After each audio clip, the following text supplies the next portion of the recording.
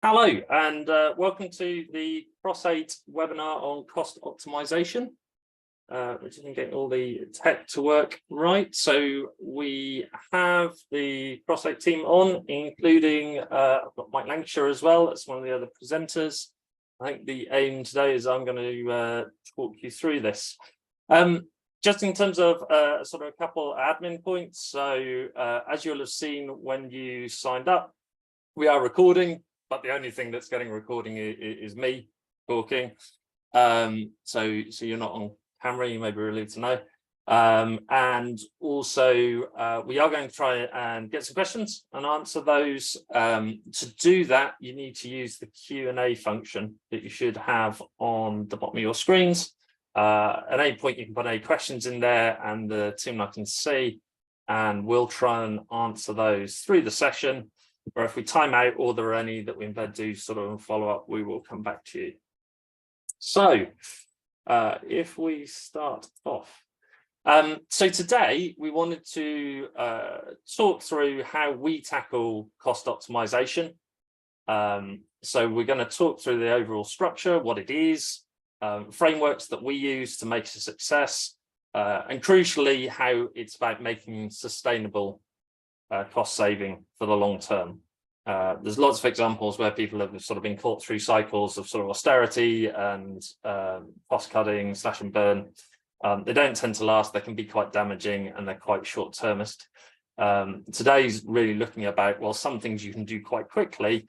How can you properly make them stick? Equally, we'll talk about some real world examples of cost optimization in action. So some of the things that have worked and some of the things that don't. And as I said at the start, if there's any questions you've got that you want to raise, then please do let us know. At the end of this, we will share all our frameworks. Today is all about trying to help you understand how you can progress it. So you can take our frameworks, you can take the different things we suggest, and if you want, you can put them into action in your own programs and places of work. Today's webinar is the first of a couple of series of webinars that we're doing. So this is the first of a commercial series. The challenge with cost optimization is it's a huge subject. And so today is very much about setting the overall approach. Just how do you get started? How do you set up success? How do you avoid some of the pitfalls? And then we're going to do more deep dives into maximizing value with suppliers. And we'll come back to that later. It's very much about true value as opposed to just sort of lowest price, and also making outsourcing a success, and that can be both whether you're considering outsourcing or you're considering moving to new partners you're already outsourced, and again how you make that work. Separately, we're doing a separate series on customer and transformation.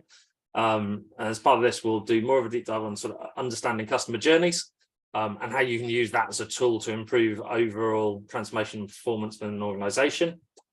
Underpinning transformation with target operating models, and maximizing transformation success. So we will get those out.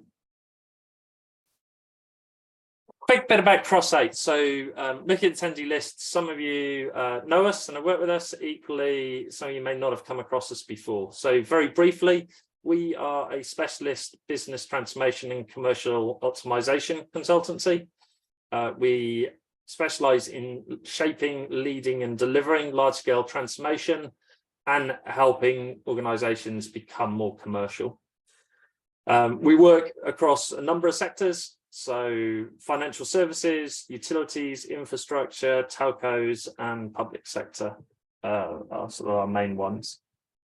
As part of that, we've got a real interest in sort of commercial, how to make organizations more commercial, and that's in their total outlook. So commerciality is much broader than simply sort of what you're procuring or your supply chain. It's a whole mindset in terms of how the organizations make decisions, think about how they structure themselves, how they grow, in order to maximize value, minimize risk, leverage partnerships, and get to the overall best outcome. As part of that, we've sat on both sides of the fence. So we do a lot of work client side, where we're representing clients in dealing with much larger suppliers, larger consultancies, system integrators, outsource partners, and other sort of service providers. As part of that, we've delivered over £300 million of recurring savings across a range of clients. And a lot of that, we've followed the same sort of frameworks. So if we get into cost optimization, the key part of this is cost optimization is about a strategy. Cost reduction is one tactic to achieve it, but cost optimization needs something broader and can deliver far more value if you understand what's really important to the organization. A simple example of this would be, whilst it's good to make sure you're not wasting cost, for some organizations, it's less about needing to reduce costs further, but more about variabilizing the cost base. So if you have products, services, contracts, if you're more of a project-based type of organization, for example, construction, then you need the underlying costs when you are delivering. But at the same time, you want to de-risk the business and you want to have the ability to invest with confidence in services, knowing that you can flex those up and down. So actually in those scenarios, it's not about necessarily trying to make reduce the cost and everything. It's about trying to make sure it's structured in the right place. And apologies, I've got a slide pack that decides it's going to move me on every few minutes. So there we go. As part of this, what you really want to make sure is that how are you optimizing costs without impacting your value drivers, and this is particularly about customers, employees, or growth. Because you start impacting those, then this is not sustainable change, and it may well cost you more in the long run than any tactical saving you're making.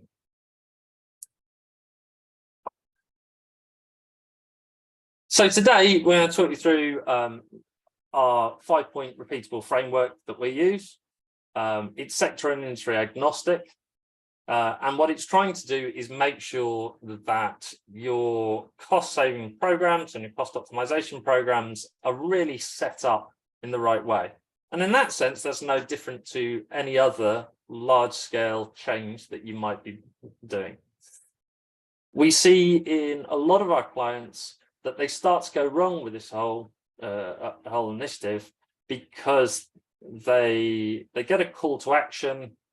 For example, they suddenly decide they're too expensive, their competitors are doing the same things for less money, they're going to have a budget cut, and they try and do something quite rapidly, but they don't deal with some of the larger factors that make sure it's going to be a success. Instead, they dive straight into trying to cut costs on obvious things that they can see in front of them.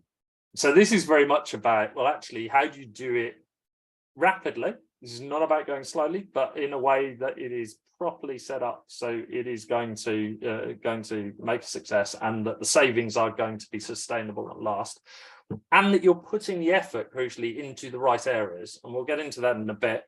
A lot of effort can go into things that actually don't address where you actually need the savings. For example, substantial reduction of change costs, but then you find that that is not in OPEX. It's in project costs, and a lot of effort goes into it, but it's not achieving the overall targets that the organization needs to.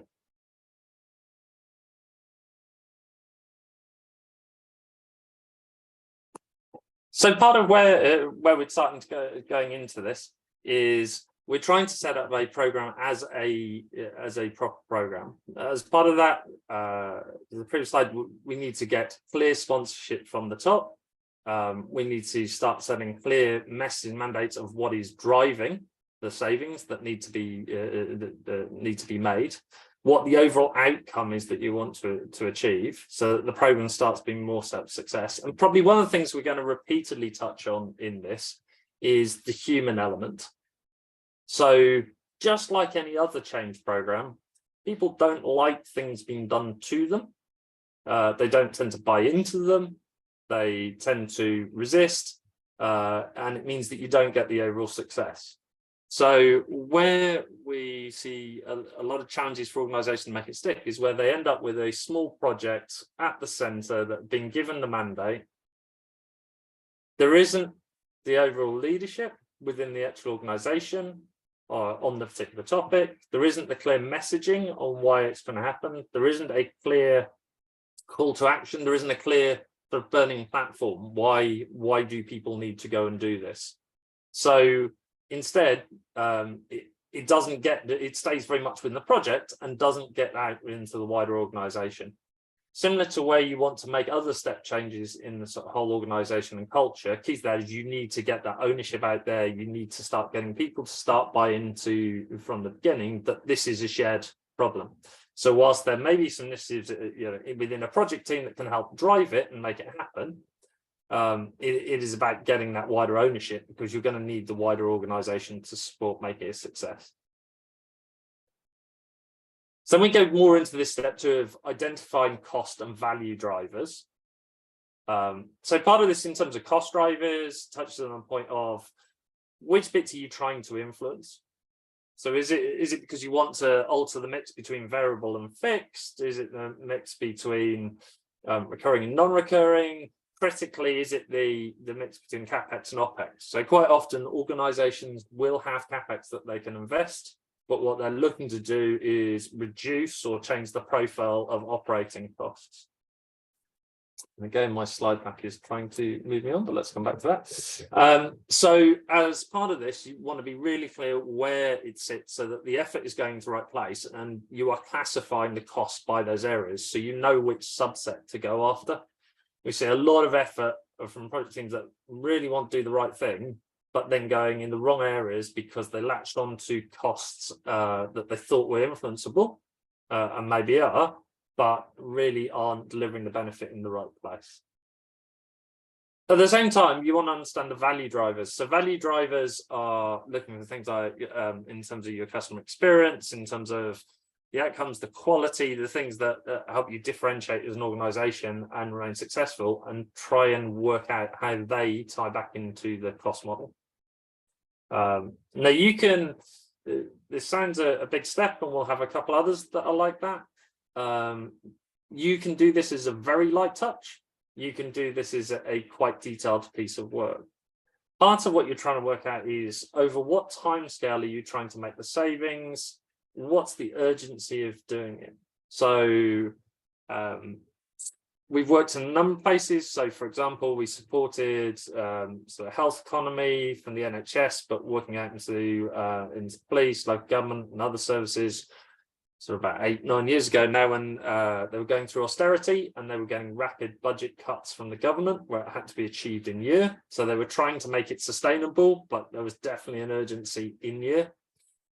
Equally, we've worked with other clients, including both financial services and utilities, where they were looking to make strategic savings over multiple years, and they were measuring in future years.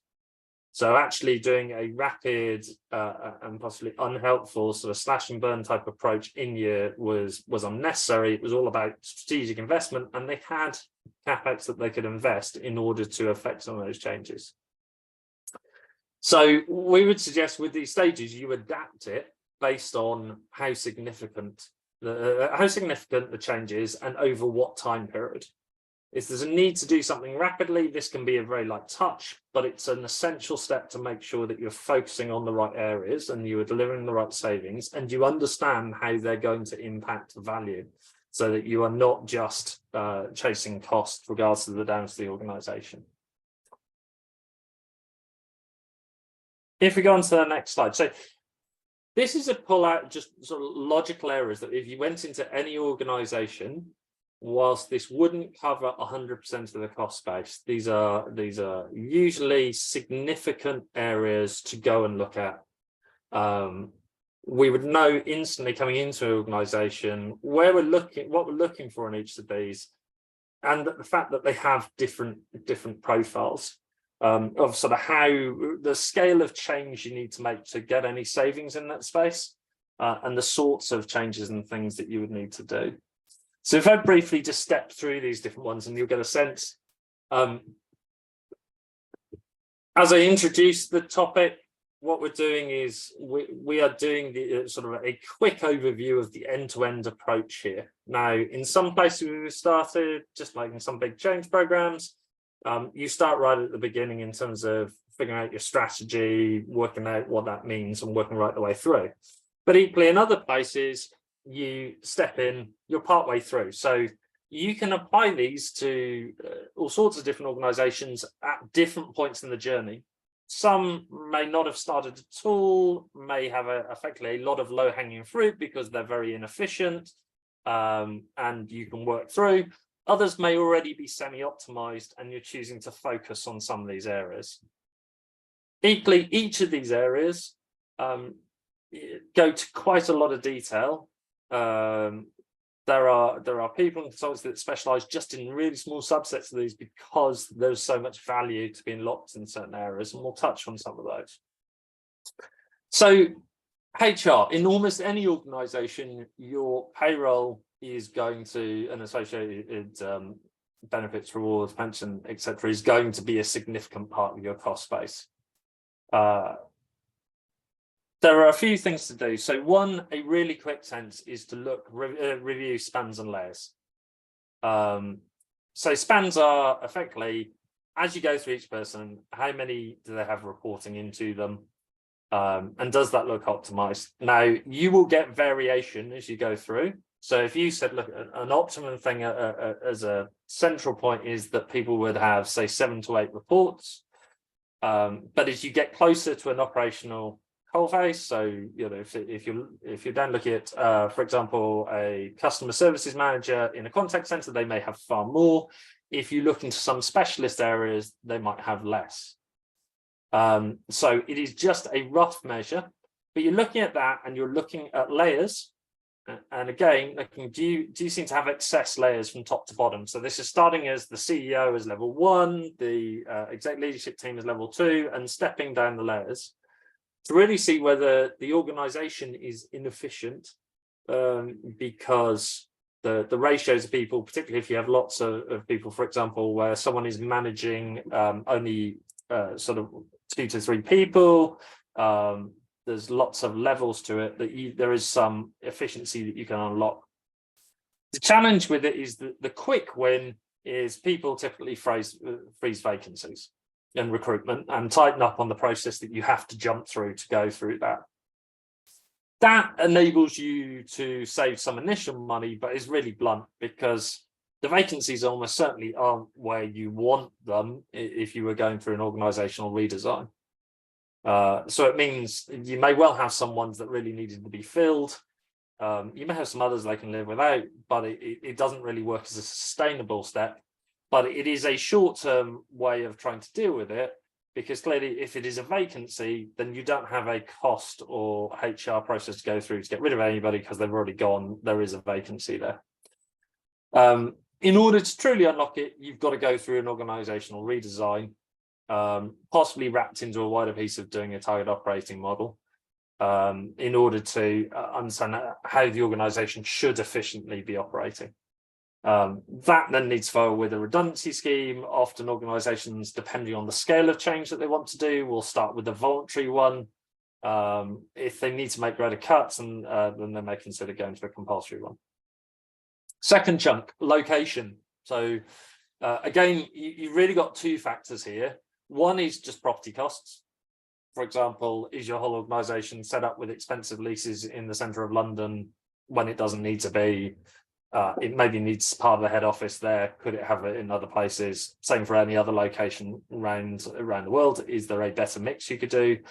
And that goes in partnership with some of the cost saving is the pure property costs, but the other part is resource arbitrage.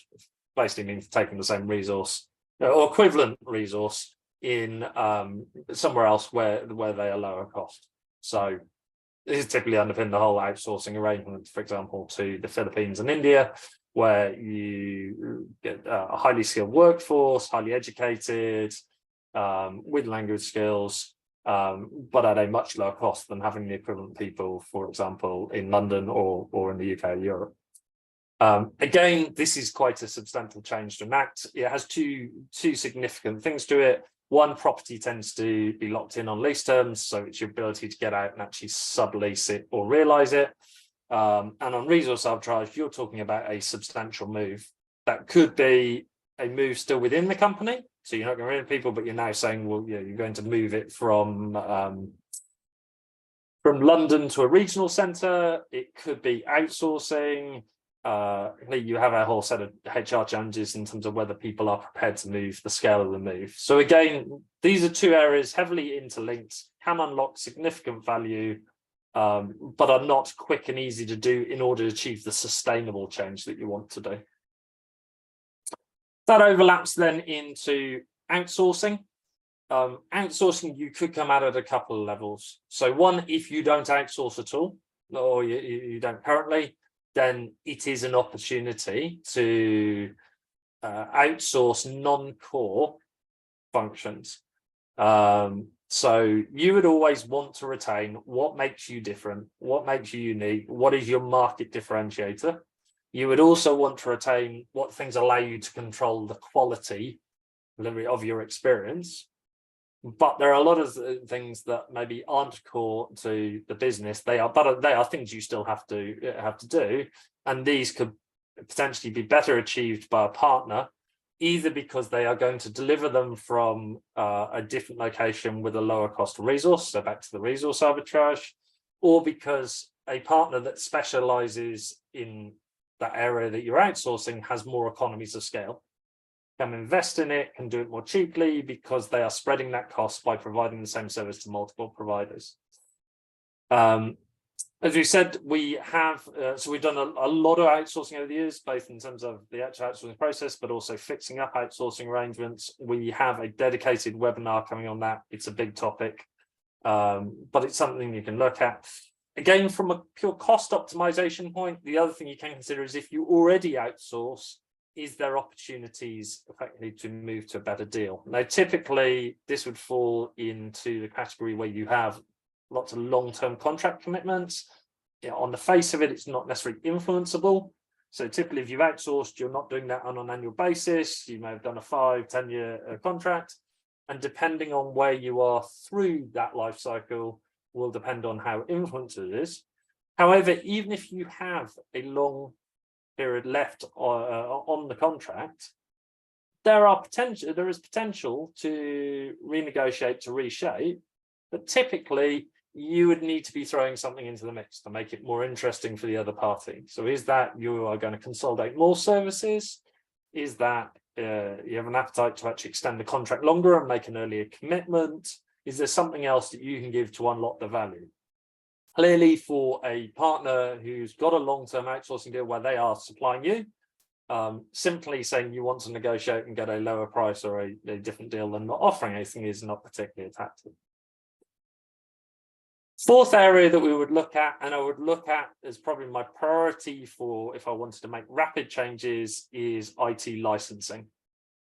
Now, your IT licensing, so in any organization that you're of any size, you're likely to have a significant IT budget, and particularly in terms of software licensing. That is likely to break down into two core chunks. So one chunk will be your large long-term contracts. For example, if you have SAP as your ERP, finance system, whatever that you've done, again, a longer term contract on. But you are likely to have a range of other software, so like your desktop software, for example, that you may well be doing on annual renewals. The lever that you have on this is to look at effectively whether your licensing numbers are correct. The challenge with the annual renewals is that in the current climate where we have inflation running at a high level, almost certainly each year you will be battling in the renewal to just try and contain any cost increase and make it within the budgets that you've already set. It's highly unlikely in a world with lots of inflation that you're going to be able to negotiate to actually reduce your cost from the previous year. However, what we do find is that invariably people's or companies' licensing numbers are completely wrong. They've got a lot of legacy licenses they don't necessarily need. They've got a lot of duplication. So your first rapid lever is to go through that to get experts that can help you understand that if you don't have it in-house, and to make sure that you effectively you're buying the right amount of things in terms of your software licensing. That comes with a slight health warning. because it's often out of date, in many cases, it is a big opportunity because people are paying for stuff they don't need. But in some cases, what it shows is actually you have a big licensing shortfall. So it's still the right thing to do, because at some point you run the risk of you're going to get orders from software companies who are then going to be chasing for lots of back payments and penalties against it for under licensing. So it's still the right thing to do. But clearly, in a world where you are focused on optimizing cost and ideally within that reducing some of your cost, finding out that you've got a liability for under licensing can be a bit of a painful message. Hopefully, in most cases, though, it's a real opportunity to unlock stuff. Secondly, then, slightly longer term around licensing is about what can you do to consolidate. So this is going more into a transformation space of trying to work out, do you have lots of duplicate bits of software, and actually by moving to a preferred set of software that covers the different functions, and moving to more of a standard, particularly in organizations where they've been historically allowed to buy whatever software they want, you can reduce a significant amount of duplication and waste. On your big software deals, clearly they're about software. They are similar in terms of the same sort of commercial logic to the long-term outsourcing deals. If you've got a software provider who's sold you software on a lock-in for a SAP platform, an Oracle platform, something else, they're not going to just want to do it for less. But if you are able to look strategically at other things, whether it's an early longer-term commitment, or whether it's using their platform to deliver some of the other services, then again, there is scope to open up a negotiation and trying to move to something sensible. Partly that would come back to our earlier points in terms of being really clear, what are you trying to achieve out of this? Is it about in-year saving? Is it about multi-year saving? Is there a profile that works for the suppliers? Because, for example, they get a longer term commit that they lock in, which is good for their valuation and shareholder value, versus the profile of when you want to make savings. IT contracts, so we've got outsourcing here again. Clearly, outsourcing in IT has some overall similar sort of commercial principles as general outsourcing, but has a range of other bits you can do to it. And again, we will pick up more on that on the outsourcing webinar. But two other key areas to call out. So infrastructure, particularly legacy infrastructure, on-prem and cloud. So clearly, there's a significant move to sort of moving infrastructure from on-prem into cloud. There is usually significant money tied up in both the move and the ongoing contract commitments. And it's an area, particularly if it's been done in-house, that can be quite understood. It ties to one of the general commercial points I would have on any sort of deal of what we find in a lot of places is people go through a process, they get named a price, they get a reduction through the process, whether that's an RFP, a negotiation, and they think they've got to a good price because it's 10%, 15%, 20% less than what they started at, and they can point to what a great job they've done. They didn't take the first price in, look where they've got to. The challenge with that is in many places, people buy things without actually knowing what the right price is. So they base it all on the movement that they've had through that sourcing process. But if you've got a 20% reduction and you think that's brilliant, but the end price that you end up paying is still 30, 40% more than anything else, you are wasting a lot of money. You are leaving a lot of value on the table.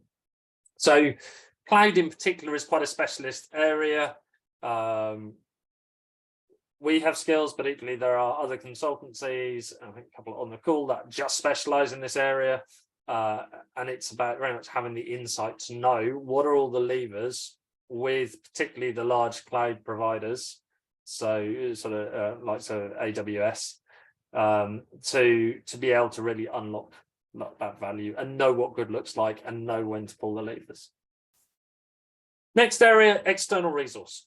So really strong believer that in most companies, there's a need for a flexible workforce that contains the right mix of permanent resources, contractors, FTCs, third-party labor, in a whole range of things to deliver the right mix in the right way. So, for example, by not having everybody permanent allows you to keep a level of flexibility, to invest when you need to, but without long-term overhead.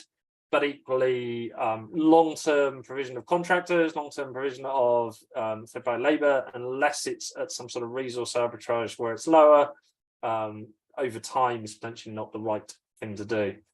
I think this whole space became quite tricky with the whole changes that went through over the past few years around IR35 liability moving to employers. Many employees created quite a knee-jerk reaction to that by just blanket bans, of which there is no need. So one of the things we've done in the past is help design sort of IR35 processes, working with sort of taxation experts and clients to make sure that they can access it in the right way and they use it in the right way. But really what you're looking for here is to make sure that you have the optimum mix of people, that you are probably using all the different routes because there is different value and unlocked from all of them, and you have them in the right proportions and the right duration. So clearly, finding out that you've been paying a contractor, for example, significantly more money to do the same job, but they've been there for 10 years is probably not the right answer. But equally, going to a blanket ban where I said you won't use any of these routes limits your options. Consultancy. So consultancy partly comes back to a lot of consultancy gets misunderstood, either because of financial treatment. So yes, you should save the money if you're spending lots of money with sort of big four. And I say that simply because of the sort of rates involved in that. But equally, there is absolutely a role for them, but you want to make sure you optimize it, but equally be clear what the financial treatment of those costs are. So lots of consultancy can end up more in the sort of transformation CapEx space. Yes, you should save the money anyway, but if you can optimize it, but if you're chasing OpEx savings, you can get distracted on this area without focusing on the right things. There are a number of ways to do it. So in many cases, we will see pockets of consultancy, people with different relationships mean that they are buying similar services from a whole range. There's no idea whether that's correct. There is sort of how do you use your buying power? Are you using the right mix? So, for example, make them a surprise, but we are strong advocates of using all different consultancies. So we will buy on behalf of clients from, for example, big four consultancies to do different things where they are well positioned to, for example, access insight, and we'll touch on it a bit more in a couple of slides' time. But equally, if you are just blanket buying from them and getting them, for example, to do whole transformation lifecycle, that might not be the most effective way to do it in later phases. And then finally, this one ends up being a bit of a bugbear. So travel and entertainment. So travel and entertainment is quite influenceable in terms of you can do quick bans, you can change policies. Invariably is not going to achieve much in the way of savings. So can be quite powerful, but also quite dangerous for the same reason. Effectively, the reason for looking at it is predominantly about the sort of message that you are trying to send to your organization and how you are trying to get the buy-in from them. So sending a message that, for example, we do have a bit of a burning platform, our costs are too high, we are really serious about having to make savings, but then having still quite an extravagant travel policy where there's lots of entertaining, there's lots of unrestricted travel, higher sort of lots of business class travel and things like that, sends a difficult message. Equally, blanket bans on it that just make it difficult for culture to continue, for people to be in the right place, for to deliver the right things for comparatively limited savings is potentially counterproductive. So you just need to think how you're enacting that and use it in the right way. So that's a quick canter through some really obvious categories that you will find in any organization. There will no doubt be other pockets depending on what the organizations are, but these are standard ones. Particularly they would get classed as more back office for most of them, that are influenceable, and that you've got a range of factors in terms of how quickly you can unlock value and how that changes depending on approach from what you might do as a quick win to how you might do more sustainable saving. So the next challenge we get is, if you take the example that the organization believes it is 20%, 30% more expensive, it needs to do something because it's not going to be able to keep up with its competitors. Maybe it, for example, gets government budgets and it's looking at, can see that there might be budget cuts coming down the line. It's got some overall driver as to why it thinks it needs to reduce cost. The problem you have is that most people in the organization don't think that they are wasting lots of money, don't think they're carrying lots of excess. In many organizations, they will run an exercise in order to try and get the ownership into the line management by reviewing each area, by inviting the manager or director for each area to come and explain their area and justify their costs. This rarely works for several reasons. So firstly, people, and if you think of your own situation, there's not many people that think, I've got a team and I'm carrying a whole bunch of people here. I better not tell anybody, or I could just let them go. Right? Invariably, people try and do a good job. They think they're running an efficient operation. They will know their operation better than the central project team, and will no doubt be able to out-argue the central project team on why they would not be able to deliver what they're expected to deliver if cost savings were forced upon them. Without any insight, it's very hard to know whether that's actually true. They are best in class and they are really operating well, or whether they are very inefficient and there are huge savings that you could go after. It also has a couple of knock-on effects to this. So one, human nature, the good corporate citizen who genuinely tries to deliver a bunch of savings and, okay, yeah, I don't think I'm carrying excess, but I could make do with a bit less, is effectively penalized for doing that. Whereas and again, my slides are trying to move me on. There we go.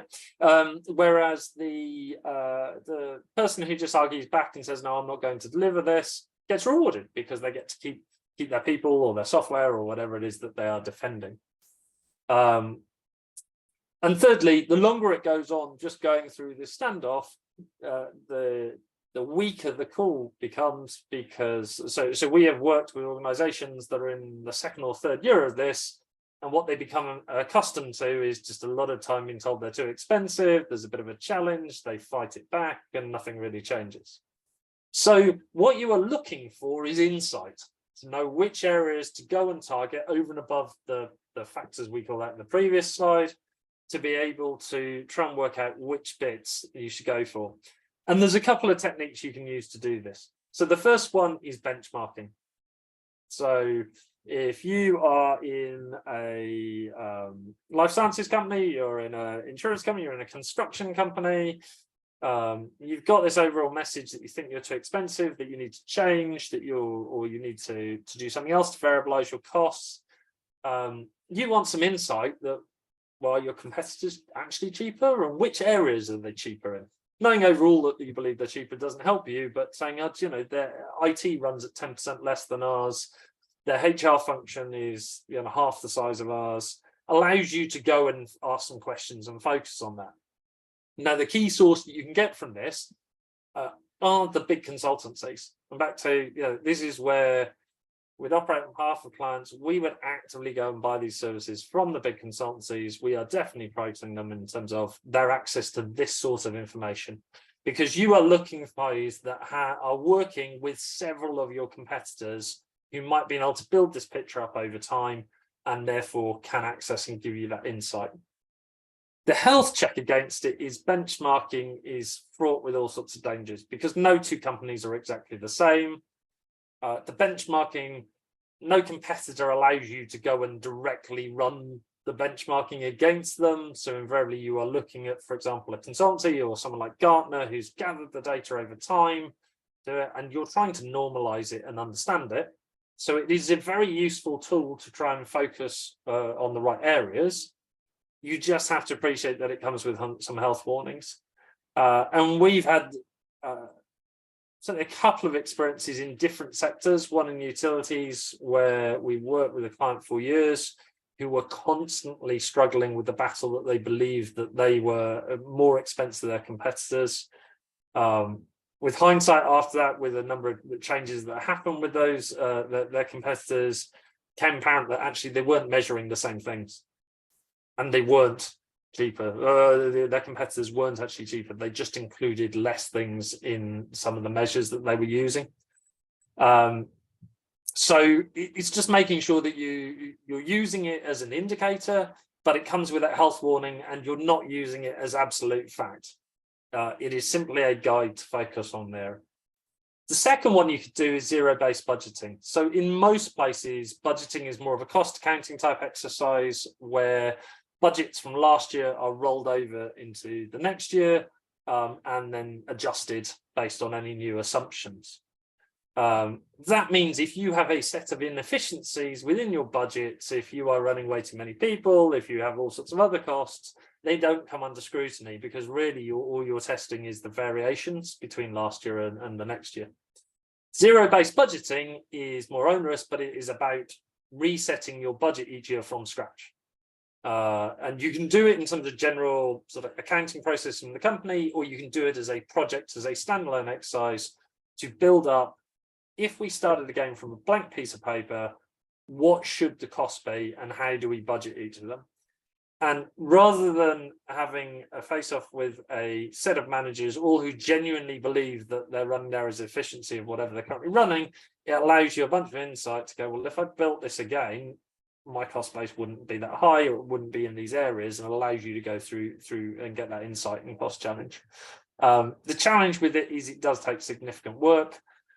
One way of tackling it would be don't try and do it across the whole organization, do it in certain areas to build that picture, trial it, see what insight it's telling you. If it's effective and it is showing you some real opportunities, then maybe carry on going and almost you will have justified the investment in it. If it isn't opening up, then maybe look at different techniques. And that comes back to these techniques can be applied to any organization. Some will be massively inefficient, some will be very efficient, and therefore far harder to see where the opportunities are. Next stage we were getting to is then how do you get into just practical delivery? And this becomes very much along the lines that you would have in any transformation. So how do you break it into clear timelines? How you clear what benefits are going to be realized? How are you baking the savings into budgets? So by doing that, rather than it becoming an opportunity for a manager to maybe improve on the budget, it becomes the new budget. They will be overspending if they do not take on board the changes and make them a success. So there are a number of practical steps as you go through delivering. What we would say as part of this, you want all the project disciplines or brand disciplines in terms of the right governance, the right oversight, the right tracking. Our frameworks are all about trying to deliver savings pragmatically, efficiently, and quickly. In nearly every place, there isn't going to be an appetite to just unnecessarily take longer than you need to, but it is balancing that about good governance so that the change is sustainable and that you protect the business in doing that. Right, next one, and we've touched on it for a bit, is you want to use business change techniques from day one. If you want to make this a success and you want to do it at any significant scale, then this is a hearts and minds exercise. You need to galvanize the organization. You need to get them to be a part of it. As part of that, they need to see the leadership of the program and who is giving the messages. They, depending on the urgency of it, they need to understand the why.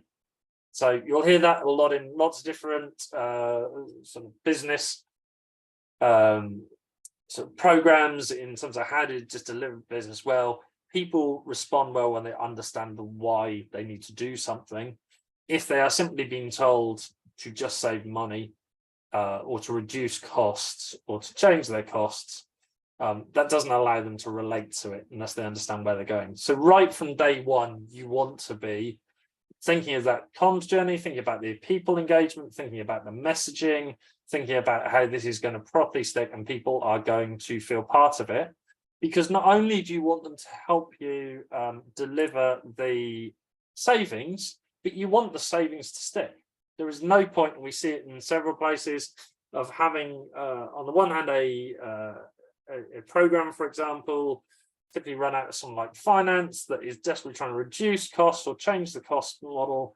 And at the same time, the wider organization is going through actually committing to more costs and being inefficient. So you're trying to foster a cost-conscious culture that is about as much about the commerciality and how they think about any new or ongoing cost as it is about delivering the cost saving and cost transformation that you're doing as part of the program. There are pockets that you can do in isolation, for example, that software licensing review, but if you are actually looking to deliver at any significant scale, you are going to have to work across all the different areas. And therefore, particularly anything around organization efficiencies, organizational design, automation, outsourcing, like this, it has a significant people action. And then there's the challenge in terms of making it sustainable change of how do you monitor that over multiple years. So how do you make it, how do you make sure the governance and the monitoring properly supports, making sure that changes stick, that what you aren't doing is some short-term cost savings that save in one area and push the costs out elsewhere, or that are the saving is temporary and rapidly goes back up as soon as the focus goes away. So key to that is how do you leave that cost-conscious legacy? And then so segueing to that, so big focus, don't just cut costs. Clearly that's a bit of a generic statement. If there are some really obvious inefficiencies, then clearly you would deal with those, but broadly, what you're trying to do is make sure this whole approach is set up for success. You understand which areas you're really going after, what the cost treatment is, what the organization really needs to get out in order to be a success, and that it is lasting and therefore it's embedded in the cultural change. And clearly that will depend on the organization as to how much of a change you need to go through. Similar to any transformation, if it is a substantial cultural shift that you need to go through, then it's almost going to be the bigger part of your program, and how you effectively manage that and change that. But it's also the most powerful. You get that right and it works. So that is a quick canter through overall approach to cost transformation and cost optimization, how you would get started, how you properly set it up for success, and how you can make sure that it's sustainable. As I said at the start, it is a huge topic, and clearly we have just glossed across the top of it. We will go into some more depth, particularly around third-party costs, how you can look at the whole supply chain, how you can look at the profile of supply chain from your large strategic customers to the sort of the tail end where you've got lots of small customers, what the suppliers. What the right mix should be, how you balance commerciality within that to make sure you can access the right suppliers with the right opportunities, and at the same time get the sort of usual strategic purchasing power. So we'll do that in the following webinar, and then we'll do a bit more of a deep dive into just all the factors around making sure outsourcing is a success. And how to set that up. And again, that's commerciality in its widest sense. So how do you get the right deals? How does it genuinely achieve the value you want? But at the same time, how do you protect the business? How do you protect customer experience? How do you set that whole thing up for success? As I said at the start, we will share all this information out. So we will share the framework. Feel free to go and use it. We hope that will strengthen the whole approach. You can use it from the start. You can retrofit it if you're already partway through a set of initiatives. Kind of think back about how much you're anchored on some of these points. You can anchor it fairly easy and go back and answer some of these questions and test some of this. And equally, the absolute key part of this is how you apply it. The framework is just a step-by-step guide, but the value, the insight is the ability of how it's interpreted and how it's applied, how you make that pragmatic, efficient, effective, and actually get on and deliver some things. So we will send all that out, including a couple of case studies and other bits as well, so you've got that insight. I am now going to switch to questions.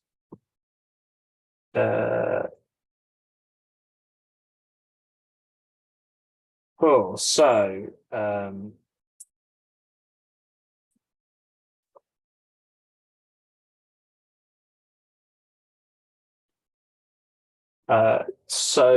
we've got a couple we can answer now. So one of them, so how does the framework prevent cost reduction from harming customer experience? So this is about how do you balance the when you draw the picture early on, you understand what your cost drivers are and you understand which part that you want to make the savings. So for example, you are balancing is it capex, is it opex, is it recurring? So the stuff we touched on there, but at the same time you are understanding your value drivers. You are understanding, so a value driver is something like your customer experience and your customer outcomes, and trying to put that into one set so you understand the relationship between the costs and the value drivers. In itself, it won't stop it, but what will help stop it is simply the fact that you are considering and mapping out both of those that will help put it into one joined up view, and you can understand which ones have a greater effect on that. And then one other, so why does treating cost optimization as a change address resistance? Cool. So I think we touched on it earlier, quite often cost reduction, particularly cost reduction exercises as opposed to cost optimization, is a C-suite driven initiative, quite often from the finance function on behalf of the wider organization, where there's been some sort of discussion at board or leadership team, some sort of insight that says there's budget cuts coming, or funding cuts coming, or we think we're more expensive than our competitors, we need to do something, we need to change. And it jumps straight into trying to do radical cost reduction. It doesn't consider the hearts and minds. It expects people to fall into line and just help and support those changes. But it doesn't do anything in order to set that up. By using the framework, what we're trying to do is make sure that we are setting all those things in place. So we are setting it up in the same way we would set up a fundamental transformation program where you need the organization to move. And what you're trying to counter is that feeling that people have that this is just being done to me. And effectively, I'm going to get penalized for this. If I'm a good corporate citizen and I just volunteer that I'll make do with a bit less, I don't think I'm carrying any excess. So I'm going to now make do with less. But the effect of that is I won't actually be able to deliver as well. My team is going to be more stretched, or my function, or I'm going to be marked down for that. We're probably not going to do it as well. We're certainly not going to have the capacity to wow in the same way. So all those things are against me. And if this exercise has been running for any length of time, I'm looking around an audience or my colleagues, and the ones that didn't do it didn't get penalized in any way. There was no consequence. So why did I take the pain and do it? Whereas if you can get people to if you can set it properly through the framework, so you can get people to understand the why, you can get the clear messaging. If it is urgent, you can create a sense of a burning platform of, we have a major problem coming up in 6 months, 12 months. We are looking at a funding cut. We need to do something. Then you get more people to buy into it. So I think at the moment that was a couple of questions that came in. So as I said, we will share the information we've got into the framework, in terms of the other stuff that hopefully will help you. We will get that out to you. Yeah, please do use that. Again, the intention of these webinars is we're here to help. If there are other bits you want any insight on, you want a follow-up conversation, if that's to enable you to set yourself up for success and run, that's absolutely fine. So please do get in touch. And if there's no other questions, we're pretty much on time, so we will wrap this up there. Thank you very much and have a great day.